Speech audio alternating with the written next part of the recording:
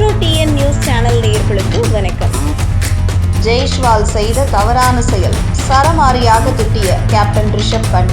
என்ன நடந்தது?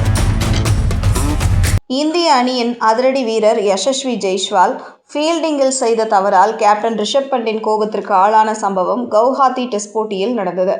தென்னாப்பிரிக்காவுக்கு எதிரான 2வது டெஸ்ட் போட்டியில் காயம் காரணமாக விலகிய சுப்மன் கில்லுக்கு பதிலாக ரிஷப் பண்ட் அணியை வழிநடத்தி வருகிறார். தென்னாப்பிரிக்க அணி 400 ரன்களை கடந்து வலுவான நிலையில் இருந்ததால் விக்கெட்டுகளை வீழ்த்த வேண்டிய நெருக்கடியில் இந்தியா இருந்தது. ஆடுகளத்தில் பந்து நன்றாக எழும்பி மற்றும் திரும்பியதால் விக்கெட் வீழ்த்தும் நோக்கில் ரிஷப் பண்ட் பேட்ஸ்மேனுக்கு மிக அருகில் ஷார்ட் லெக் திசையில் யசஸ்வி ஜெய்ஷ்வாலை நிற்க வைத்தார். ஆனால் ஜெய்ஷ்வால் நின்ற விதம் பந்துக்கு தயாராக இருப்பது போல் தெரியவில்லை. பந்து வரும்போது அவர் கைகளை விரித்து தயாராக இல்லாமல் கால்களை மட்டும் அகலமாக விரித்து நின்றதாக ரிஷப் பண்ட் கடும் விரக்தியடைந்தார். மைதானத்தில் இருந்தவாறே ஜெய்ஷ்வாலை நோக்கி, கைகளை விரித்து தயாராக இரு, கால்களை மட்டும் விரித்து நின்றால் கேட்ச் பிடிக்க முடியாது என்று ரிஷப் பண்ட் காட்டமாக திட்டியது ஸ்டம்ப் மைக்கில் எதிரொலித்தது. யசஸ்வி ஜெய்ஷ்வால் திறமையான பேட்ஸ்மேனாக இருந்தாலும் ஃபீல்டிங் வியூகங்களை பொறுத்தவரை அடிக்கடி கேப்டன்களிடம் திட்டு வாங்குவது வாடிக்கையாகிவிட்டது.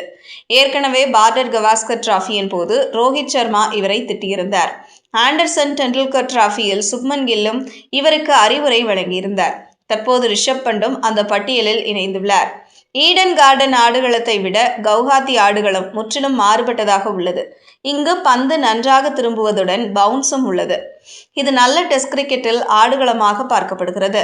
இந்த சூழலை சரியாக பயன்படுத்திய தென்னாப்பிரிக்க பேட்ஸ்மேன்கள் அணியின் ஸ்கோரை 400க்கு மேல் கொண்டு சென்று இந்திய அணிக்கு கடும் நெருக்கடியை அளித்தனர். தென்னாப்பிரிக்க அணியின் பின்வரிசை பேட்ஸ்மேன்கள் சிறப்பாக ரன் குவித்து இந்திய அணியை திணற வைத்தனர்.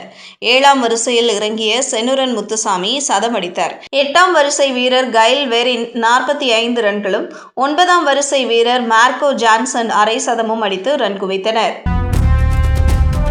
செய்திகளை உடனுக்குடனும் துல்லியமாகவும் தெரிந்து கொள்ள மெட்ரோ டிஎன் நியூஸ் சேனலை பின்தொடருங்கள்.